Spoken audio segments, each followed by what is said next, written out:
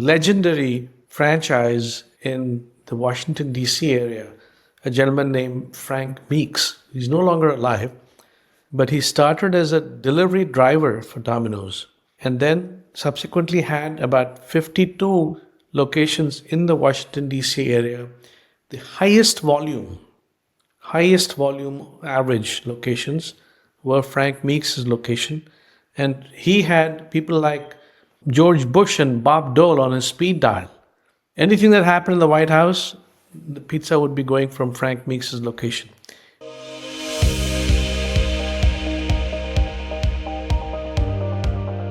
Hi, welcome to the Simple Profit Podcast. My name is Tulay, the host of the show, where our goal on the show is really simple. It's to help you build $1 million grossing businesses. That is our only goal on the show. I am extremely excited today to welcome Navin. He is the CEO of Code Ninjas, which operate over 350 locations worldwide, US, UK, and Canada, and expanding even more so. And even more impressive than that, he was also the CEO in India for Starbucks. So a lot of wealth of knowledge that we're going to dive into. Navin, welcome to the show. I'm so happy that you're here. Thank you too, and thank you for bringing me along with your friends who are joining the podcast. Yeah, so before I get started, I just want to be honest with the audience. You know us, we have a platform called My Studio. Code Ninjas is our enterprise client who is on our system using our software and billing system. And Navin was gracious enough to be here to share his knowledge. You know, our typical listener, Navin, operate a martial arts or fitness studio or learning center studio, such as Code Ninjas. And they may have one, some have two or three, but I would say the average sits between 1.5, meaning the majority of our listeners has one location, or some of them are thinking about opening their first location. So sitting here with you with over 350 locations, it's hard for me to even say, like, how do you even operate something like that? How do you even think about growing from one location to like 2 to 3 to 30, right? Let's just start there. Like, what would be your mindset, for example? You would coach somebody, be like, all right, how do I get to 30? Well, in all transparency, we don't actually operate the 350. We have franchisees, and many of them, like your audience, are single unit franchisees, but many others have multiple. So we have people that own 2, 3, 5, 6, 11. So the situation is not that dissimilar. We also own 6 of these centers that we operate ourselves. So And Code Ninjas, the franchisor, also has company-owned locations, 6 of them. we have to. We Right. have to. We must, right? I believe any franchisor worth their salt must own and operate a few to demonstrate to the community that we're putting our money where our mouth is, and we're testing the different initiatives that we're bringing before our franchisees for success before we get them to invest their money. So we put in our investments into it before we can go to a franchisee who's a small businessman, right? And we're very empathetic about the fact that this is somebody's living. This is somebody has put, in many cases, all their savings into making this successful. And we're very, very aware of that, which also brings me to your question about growth, right? And I mean, if I were a franchisee, a single unit franchisee, I didn't start thinking I'm going to be running one studio for the rest of my life, right? The goal has always been, should always be, to say, how can I replicate this? I've got this wonderful system, right, that works well. Now the intent should be to get a second, get a third, and that's what we tell our franchisees as well. That's what gives them a solid wealth building, ability, right? But the first one has to be operating well, and then absolutely people should be thinking about the second. To answer your question. So the first fundamental mindset, in your opinion, right, of someone who's operating one to someone who we can clearly see that go to 2, 3, maybe 6, maybe 11, 12, 30 in your case, is to start with that mindset to be like, hey, is it my goal to operate just one, or is it my goal to operate multiple? And in your opinion, the ones that are successful, they're already starting with that mindset of like, hey, I'm going to open this and I'm going to be opening multiple locations, not just one. Absolutely. I mean, it all begins with the thought, right? It all begins with the ambition, right? And if the ambition is to grow to multiple locations, then you want to make sure that you do two things at least. There's many things that make a business successful. I don't need to repeat that to this group. This is a group that's living it every day. But to go from one to more than one, two things are critical. The right systems in place, right? You got to have a standard operating procedure for things. Now, when you're operating one center, one studio, one location, it doesn't matter. Especially as an owner, if you're on the spot, you're making decisions on the fly. You do this, sometimes you do this, sometimes you do that. But Yeah, if you can control everything because you you are in the middle of it see all. everything. You can physically see everything, you can control everything, right? Right. By and large. But if you want to grow to a larger number of locations, then there's got to be a set way in how you do things. I'll give you an example. In our Code Ninjas business, we have what we call a free game building session. So when leads come in, we let the child, usually a child, 6, 7, 5, build a game of their own. Within about 45 minutes, they use simple code to build a game, right? Now, this is the concept. But exactly how should that happen? What time should you schedule this? Who should be the one greeting them? Who should be the one engaging with the parents? What are they saying to the parents? What is the script? What is the script? As an owner, you know what the script is. You just talk about your business from the heart. But when you have multiple locations, you need to make sure that you have the right script that is universally understood by everybody. So what is that script? This episode is brought to you by MyStudio.io, the customer management and billing software for the modern day business. MyStudio powers thousands of businesses to ensure that a sign up or a sale opportunity is never missed. Customer management and communication is easy and can be fully automated so you can focus on what matters the most. You're talking about a pitch, a sales script, A pitch. something. That's right, yeah. And everybody has their own pitch, whatever works for them, right? Some have a really hard sell, some do a softer pitch. What is the information that we're going to be sharing with the parents while the kid is working with the sensei, building the game? Who's the sensei? What do they know about this child? Is this child an introvert? Is this child an extrovert? What can we tell the child? What game can the child be taught to play that'll make him feel like, yeah, this is great, right? So Can I stop you right here? This is amazing because we haven't really dive into what Code Ninja, the company, is. And you're saying a lot of the syntax or the words that are very familiar in the martial arts space, right? You talk about like Code Ninjas and you talk about Sensei. yes. Can you explain to us what is Code Ninjas, the company? What do you do? So, in fact, there are more similarities between Code Ninjas and some of your other customers that are probably on this podcast. Our whole system is modeled on the martial arts belting system. So, kids, when they start in the white belt, and there's 8 different levels, and they go to yellow belt, and then there's 11 different levels, and so on and so forth, all the way to black belt. So would it be suffice to say, you are running a martial arts studio, but instead of teaching physical martial art, you're teaching them how to code. That is so accurate. Right? Because while we teach coding, while we prepare kids for a STEM mindset, right, through the medium of coding, it's not just about coding. It's about grit. It's about determination. It's about resilience. It's about self-reliance. It's also about willingness to ask for help. It's about teamwork. It's about collaboration. All those things that people learn in other sports and indeed in martial arts, they learn in coding as well. Except that the the core is not karate or judo, it's coding. I think that is so cool. And I think that's one of the reasons why our two companies kind of met at this intersection, right? The software company, my studio, that is, where there's so many similarities between the operations of a Code Ninjas compared to a martial arts studio that I was like, everything's the same here.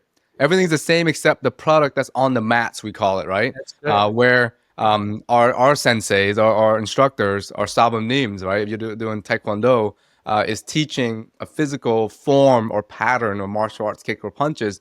Meanwhile, a computer program is leading these students to a desired spot and teach them how to code. Right. And then I want to just pivot back real quick, Naveen, to what you were saying about this free game building session. In the martial arts world, business world, and I believe yoga, dance, similar, we call this, instead of a free game building session, we call this a free class or a trial program. Yeah. Right? It's like an easy way to get a prospect / lead to come and be like, just try our program. Just try it for free. There's no cost to you. Let's try it to see if you like it, because our goal is to get them in our studio, wow them with our product, and then get that membership signed. Yeah. That's exactly right. And so going back to, what does that session exactly look like, right? And some people do it very well, some people don't. I tell you, I'll give you the example of a Pilates free session that I took. That free session made me decide that I absolutely don't want to do it. Right? This is Pilates, yeah. You're talking In Pilates, fact, yeah. it should be the opposite. I wasn't intimidated by the exercises, or physically, it wasn't like it was difficult, but there was no attention paid to exactly what I was doing, whether I was doing it right or wrong. There was not enough instructor attention, if you will, right? And so all this needs to be, if you just wing it, to say, all right, this kid's coming, they're going to do a free game building session. Let's see what happens. The chances of conversion are much, much smaller. If you don't have a plan in place, that's what you're saying. You If you don't don't have have a a plan or system in place, Absolutely. If you don't have a system or a plan in place, there's an old saying: if you fail to plan, you plan to fail. Something like that, right? yeah. And we have franchisees who convert from free game building session to an enrollment at the rate of about 20%. So 4 out of 5 kids and parents who took the time out of their busy schedules to come and spend 2 hours, drive time and all that, right? To try it, felt like, maybe not. And I'm just going on a limb here, but I'm saying 20% is probably not the goal that we should shoot for not- converting a trial. Right? Not at all, right? Okay. So the best of the best in class, converted 90%. Amazing. Okay. That is amazing. Yeah. There are variables, there are other factors. It's also the demographics, it's also the pricing and all that, right? So and the business people know that. But that is our number one goal for 2025. To, as a company, move from 35% to 50%. That is so good, because, and I'm seeing this at, we also own 6 Encourage locations, martial art location ourselves, much like what you do, Naveen. On a franchise standpoint, you have company-owned Code Ninjas. At my studio, we have Encourage-owned studios. And our conversion rate dipped this year as well compared to last year, right? We were sitting at about 49% conversion, which I'm very happy with. But again, this is across only 6 locations, not 350. It went down to about, low 40s. And our goal is to kind of raise that back up to 50. Now we are selling free trials. That's very different from paid ones, right? Sometimes people do like a discounted first month.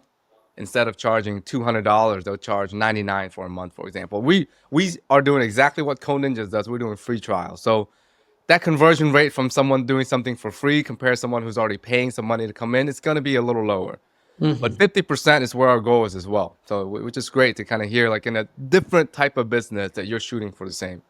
Yeah. The other thing I would say, as your customers are thinking about moving from single to multiple unit, is people.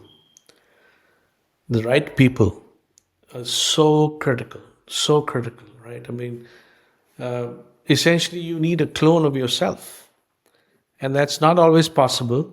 But somebody who comes pretty close to that, somebody who has the same fire in the belly, and some of our most successful franchisees use a managing partner program, and this is commonly used in many other, food and beverage businesses as well. If you were to think about Chili's or you think about any other casual concept, and indeed, and even in some independent small restaurant groups that I know I'm of, going to circle back to this name again. You call this the managing partner managing program. partner program. So Okay. that if I were a single unit franchisee and I found somebody who's really good, ambitious, hardworking, with the right mindset, the work ethic, I would get them to become a partner of mine for a very small amount of money. I do like to see, this is just my personal view, I like to see a little investment from them so that there's skin in the game.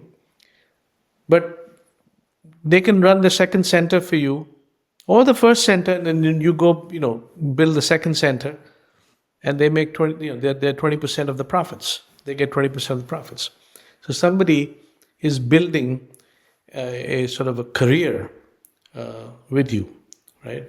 And one company that does this extremely well is Domino's, right? So you have to be a store manager at Domino's for somebody else before you can buy a franchise.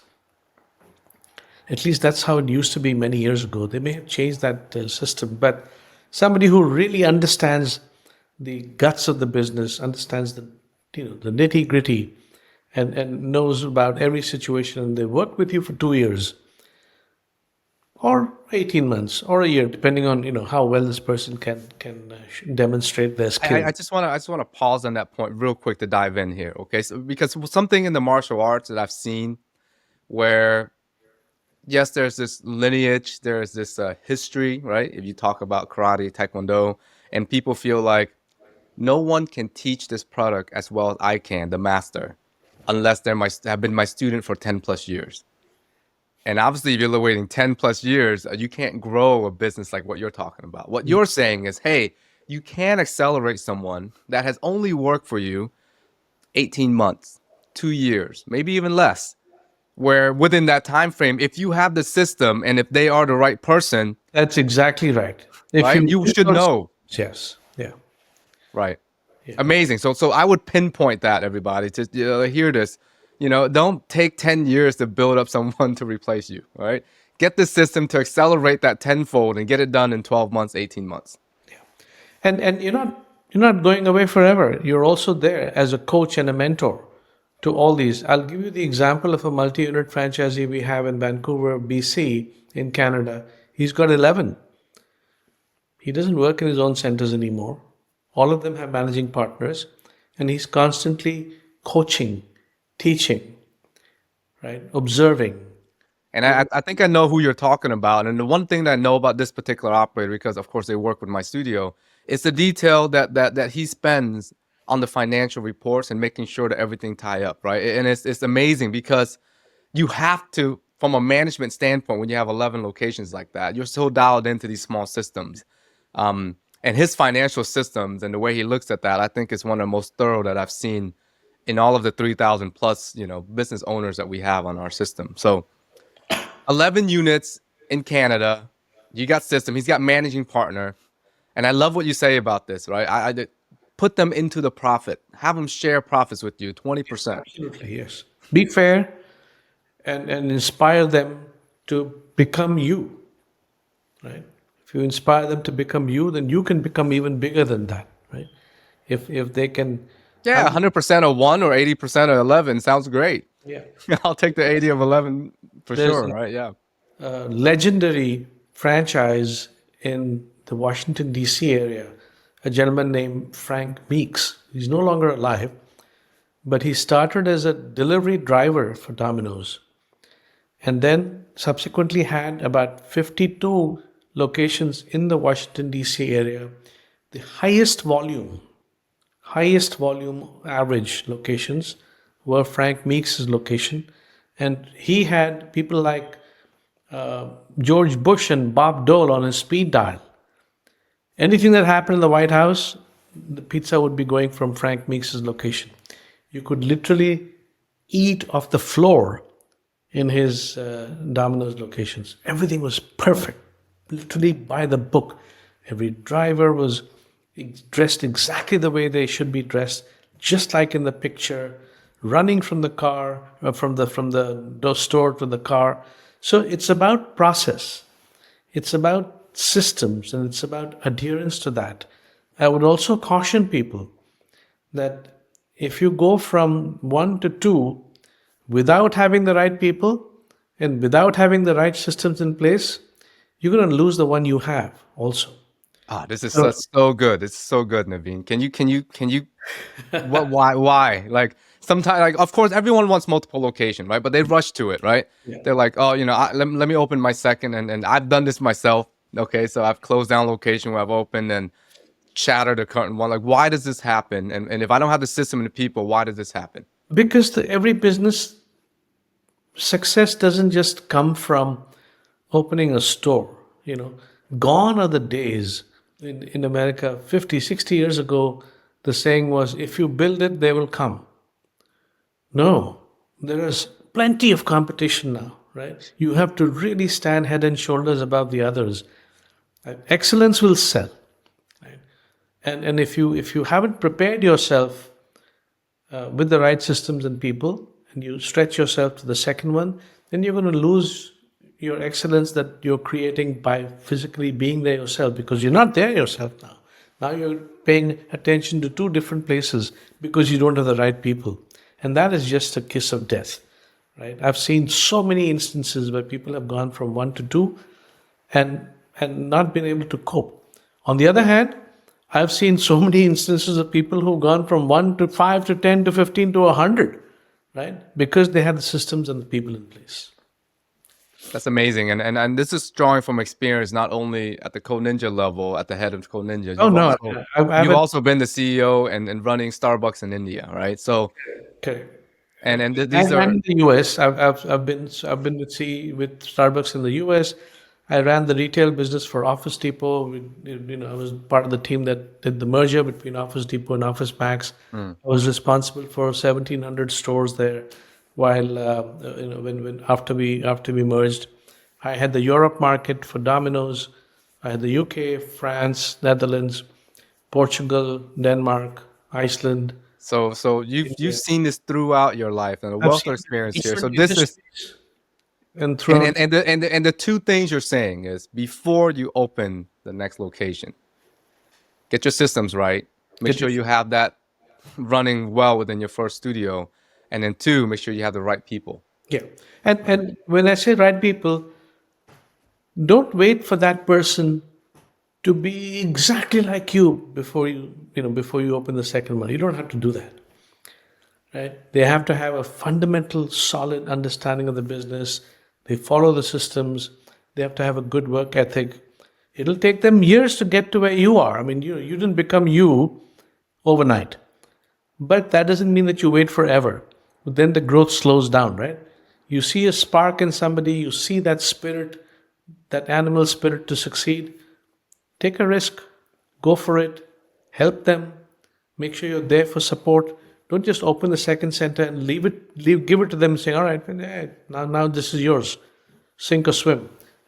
I would say that everybody needs a little coaching. I need a little coaching from time to time, right? Yeah. So So, I'm gonna kind of divert this back to Code Ninjas here, right? And what you're saying is the support. absolutely.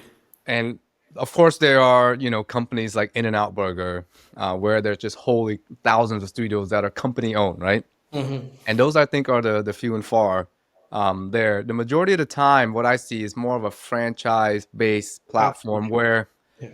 you have a system that you've already built. So we're talking about system here, and you're looking for the right people that have business experience in operations, and they buy into the system. And then there's also support from the franchisor side. Why does this work so well, especially with Code Ninjas? Because I've seen the in and outs of what you guys have done, Yeah. and the level of support and the level of like I want to say like also perfection. That if I mean I've seen this from Navin, right? One operator, I've seen this. One operator was complaining about the way that my studio was processing money, and there was okay. So there's a 350 Code Ninja does millions of dollars per month, and all of us, you, me, the CEOs of two companies, all of our C-suites leaders were sitting there on a meeting for like 45 minutes talking about 4 transactions that failed. Guys, millions of dollars doing a month, and we're talking about $500 here for one operator. And Navin said, "Hey, we need to get on this. Two, I want you on this call. I want to fix this problem." Why do you go to such extent in support for $500 and it's 4 transactions? Why? It's not about the $500, right? As a franchisor, it is our moral obligation to provide the curriculum and the systems, which we do, right? But we're also there for constant support. We have a team of franchise business consultants that are responsible for about 30 to 35, 35 to 40 locations. We have a VP of Ops Excellence whose job is exactly to make sure that every franchisee feels supported. The reason why we've been able to grow, and in fact, this year we'll build 100 new centers. And in fact, I would invite some of your audience to check us out. Let me put a pin on that real quick, okay? Because I've talked to you before, me personally, saying, "Hey, Navin, I may be interested in opening a Code Ninjas Yeah. because for me, I know how to run a martial arts studio. My challenge is finding instructors to teach the martial arts curriculum. In Code Ninja's case, I would argue that the reason why you've grown from 1 to 350 is because your quote unquote curriculum is delivered by a computer Correct. software, yeah? But you also have senseis. Now, what are these senseis and who are they? What do they do? Yeah. So the senseis, we hire senseis and franchisees hire senseis. And essentially, you're talking about a 17, 18-year-old, Okay. young High person, schooler slash college. or even freshman, sophomore in college that have an interest in computer science. Now, remember, our target audience is ages 5 to 15. It's very easy for a 19-year-old to teach a 10-year-old, right? And what we are doing at Code Ninjas is giving them a foundation for coding. Right? Nobody becomes chief scientist for Google after they leave Code Ninjas. I mean, we're quite transparent about that. But it gives them a certain And I mindset. don't think kids will stay for that. It's kind of like most of my students wanting to be Olympians at Taekwondo, Very few and far does that. And there's a whole different training regimen for that, Correct. right? Yeah. So we have the curriculum. The franchisee doesn't have to create it. Right? It's there. It's part of the package. Right? Our franchisees pay a royalty fee of 8%, and the curriculum is included in that. And then we do sensei training. So there are several modules, webinars available so that senseis can get a fundamental understanding of what our program is so that they can teach the young kids.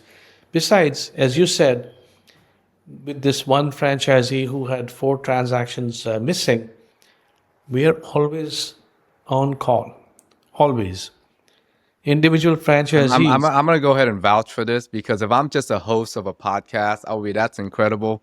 But being your software provider and being where all the management of the school run through, I can say that Navin has my cell phone on dial as long as all of our leaders at my studio, and nothing like you said. I just gave one example, right? And there's many others where, in our opinion, I'm like, this is not such a big issue, but you make sure that franchisee who voiced that issue feels like, wow, this is the main thing that not only the Code Ninja team is focusing on, but Navin is pulling out the leaders from my studio into this challenge to make sure that I'm heard. I mean, I think it's amazing, Navin. The job that you and the team are doing. Honestly, I don't see that as amazing. I see that as our role. That is our job. That's what the franchisor trusted us with, right? They've made an investment in the business. We've collected a franchise fee. We are collecting royalties. If they have a problem, if they cannot come to us, who will they go to? Who should they go to? Right? The relationship is with us. And this is our bread and butter. We will bend over backwards to solve a problem. Right now, I'm dealing with a customer in Canada who's upset about something that a sensei said to their child, right? And they wrote to me. Wait a minute. You are not talking about a franchisee reporting to you. You are talking about a student in a center Correct. in Canada Yeah. that is not happy That is and not happy. it's skipping the owner, and you're also like, hey, I'm gonna go ahead and deal with it as well. And they've written to me, and our job is to stand shoulder to shoulder with the franchisee and help resolve the issue in a manner that the noise dies down. Nobody wants somebody bad mouthing them on social media, right? So while the franchisee says, it's okay, no, it's not okay, right? There's something that I think it was Leonardo da Vinci said, and it could be somebody else, says, trifles make perfection. And perfection is no trifle. Right? So trivial things is what gets you to perfection. And when you get to perfection, that's not trivial at all. I mean, the very few people can get to that level. And the reason why we are as successful, and the reason why we're getting so much interest in our franchise now, as I said, we'll build 100 new centers, is because the support, the curriculum is awesome. In fact, we are the only coding business whose curriculum is most closely aligned with the Computer Science Teachers Association of America. In fact, two of our people who work on the education team are on the board of advisors for CST. So there is no question that we have the absolute best curriculum. And then from there, it's not just the curriculum, right? The curriculum is a big thing, but it's not just that. There's a lot of other support. How do you open? How do you market? Right? In fact, we are now creating a marketing cell where, see, most of our franchisees are not coding specialists or marketing specialists. They're entrepreneurs. Yeah, I was gonna ask you that. Obviously out of your 350 locations, I would bet the majority of them are just good business owners or normal folks that just says, you know what, I just want to have an investment, and instead Yeah. of investing in something random, I'm like, this is a business I can invest in, and it's Correct. palatable, and I can grow it, right? Our franchisees understand that coding will prepare kids for the future. Even with AI, right? There's a wonderful quote from somebody at MIT just a few months ago who said, the future will not be determined by AI. The future will be influenced by the coders of AI. People who can write the code to make AI work, right? The AI doesn't, automate entirely. People still have to make sure that every step is done correctly. So our people, our parents are people who understand that coding is an essential skill for the future. It's like basic computer skills were 30 years ago. Coding is that today, right? But they're not necessarily coding specialists. They're not necessarily marketers. So we're creating a marketing cell where our CMO will have 5 or 6 people on their team, and basically a franchisee says, I want to spend $400 on local store marketing, local center marketing. I want to spend 1,000, whatever it is. Our people will do that whole thing for them. So it's marketing in a This is really important, right? Because in the martial arts community, business community, getting leads and converting leads are going to be the highest talked about form, because the average stay in our system is about 9 months, right? I've said this in our podcast, and I'll continue to push it.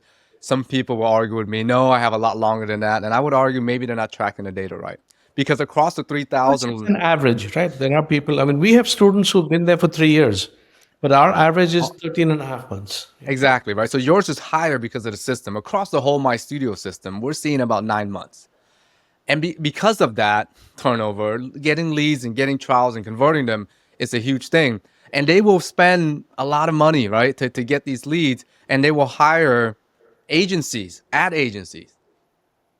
And it costs them hundreds and sometimes thousands of dollars just to pay for that specialist. Correct. What you're saying is, no, I'm going to build a whole team so that my franchisees have those ads, and they're going to be able to get that support Yeah. right So from the front we end. have vendors currently that our franchisees work with. Some of them pay 600, some of them pay one of them charges $1,000. Yeah, you know what I'm talking about then. Yeah. Yeah. So our plan is to, we just released it yesterday, $350 flat fee, and then let them decide how much they want to spend.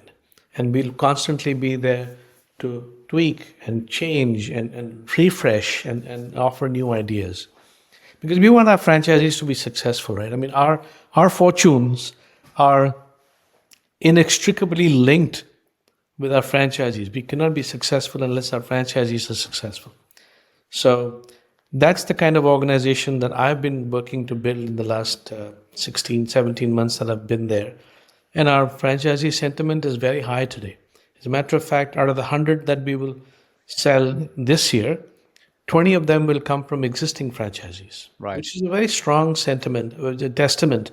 So some people may be thinking right now, like, how do I get more information on this? And what I'm going to do is I'm going to go ahead and in the comment section, there is going to be a link that we're going to put together where They you can can write. learn more.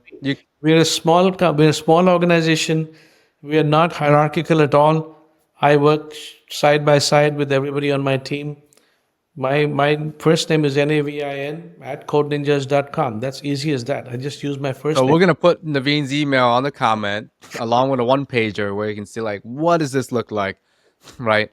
For Conan. So thank you for bringing up the opportunity. Right. My goal in here was to learn and get a little bit about the processes of how to run this major organization that you have. So let's just say, right? Let's just say I look into the future a little bit and I'm able to take the systems and the people, the right people, suggestions that you have, and I implement that well. And I'm at 10 locations and I'm at 30 locations. I'm the CEO of that company, the owner maybe. What do I do at that point? Like, why sit in your? If I'm sitting in your seat, Navin, as the CEO, what are the three main priorities that you do every single day to not drive the single location, right? To not drive 10. I'm at 30 and I got 30 people working with me to run these stores. What is my goal at that point? And what am I doing day to day? Like, what are you doing day to day? So I have a good team. I have a team I have 6 people that report directly to me. I have a gentleman that is the chief of ops excellence. There's a CFO. There's a CMO. There's a head of education. There's a head of technology and a head of franchise development. Right. My job is to support all these people. My job is to remove obstacles. I have a fantastic team. That's the one thing that I'm very proud of. Built a great team of dedicated people, which is what allows us to be able to run an organization this size. We are focused on a number of things, as you can imagine, right? Number one thing is to raise the revenues for our franchisees, right? Because So per store revenue, raise that up instead of right, right. And, got and it. even as an individual franchisee who owns 1, 2, 3, 5, 30, from the valuation point of view, right? I mean, you need to make sure that the overall revenues are such that are attractive for a future buyer, right? If that is your intent to sell and either do something else or Can we spend? I'm sorry to this. I mean, this is such a good point that our business, most of the business owners in the martial arts don't understand, right? Where they feel like, hey, the only way that I can exit is either retire, I close my school, or if I have a student that's been with me forever and maybe they buy the school. So exit strategy you're talking about, no, if you do this well enough, there is going to be a private equity company or some sort of company out there that will buy you for a high multiple. Absolutely. I mean, And I'm talking about hundreds of millions here, not like 1 or 2 million, right? From what you're thinking. well, I mean, speaking for us, right? In our business, the valuations are, Mathnasium got sold recently. School of Rock got sold recently. And they both had valuations more than 20 times EBITDA, right? So if a business is throwing up, 10 million in net, you're 10 selling million, for 200 million. you can sell. There will be, if there is a buyer, right? If you have the systems in place, remember again, I go back to that, right? If it's like nobody knows what they're doing and everyone's just flying by the seat of their pants, that is not something that a private equity firm is interested in. They want to put in the money and let it bloom, watch it flourish, right? That'll I just happen. want to go back to it because these numbers we have never talked about in the martial art business industry. And I want to make sure everyone who's listening understand what Navin is saying. EBITDA is pretty much your bottom line, your net. Correct. If you make $1 million, and I'm just using $1 million as an example, he's saying there's a company just like Elica that would buy you for 10 to 20x. That means 20 million. If you're making 10 million, 10x of that, if your net is 10 million, 10x of that is 100. 20x of that is 200 million. You're looking at an exit in the 9 figures team, Yeah. right? And we have not seen this in the martial arts yet. And it's because of exactly what Navin's talking about. Do you have the system in place and do you have the right people that can replicate? Yeah. And again, many different industries are different, right? So setting up a martial arts studio, maybe the moat or the barriers to setting up a new one are not as high, but setting up one that is being operated with excellence, right, is very attractive to a future buyer. If the average revenue in the martial arts business, let's just say, is, I'm just making up a number, I have no idea, let's just say 750. But your studios, you have 20 of them, right, that have the best reputation and they're doing 1.5 million, there is a buyer out there. There's absolutely a buyer out there. Yeah, I mean that's really important, right? To understand that, you can be working towards a much bigger outcome than, than what you're thinking of. Hey, let me just see if I can make $100,000 per year out of this, right? So start with the ambition that you're talking about, right? But it's for naught, meaning it wouldn't be anything if you can't prove that you can do it at one, Correct. right? Correct. Right. Yeah. We're coming up on time here, Navin. I would like to kind of give our so recap takeaway. We got system, we got people. What would be the third recommendation you have for somebody who's like, man, I really want to make this work? Like, I'm at one location right now. I don't have the systems. I maybe have the right people. I don't. I am that person. What do I do next? System, people, got it. Well, what do I do next? Commitment to excellence. A commitment to excellence. If you're running just another martial arts studio, then how are you different from the others? You have to be able to demonstrate, right, that you're visibly head and shoulders above the others while doing the same thing. When there is that commitment to excellence, then it becomes it's like a flywheel effect. People start talking about it. Your Google reviews get better, and if you're not getting Google reviews, you must. People are not doing anything without checking out Google reviews these days, right? There's a button on the My Studio app. A lot of you guys are on our system that says leave a review, Yeah. right? Make sure it's so easy to set that up to have that, because what we're talking about, search engine optimization, right? And you have to ask for it. So perfect. So excellence is what you really need to separate yourself from. Within that excellence, I would specifically point to customer centricity. Every one customer is important. Every single complaint. There's this research that shows that when a customer complains, they're about 10 times more likely to patronize you if that complaint was handled really, really well. So we should be grateful to people who complain, because the other option is they can just say, screw it, I'll just go somewhere else. There's plenty of options, right? So That's a really good point. Yeah. Customer centricity is extremely important. Yeah. So for more information and to talk to Navin directly, he said, and Navin, you already gave your email, so I'm going to reiterate. It is Navin, Navin at codeninjas.com.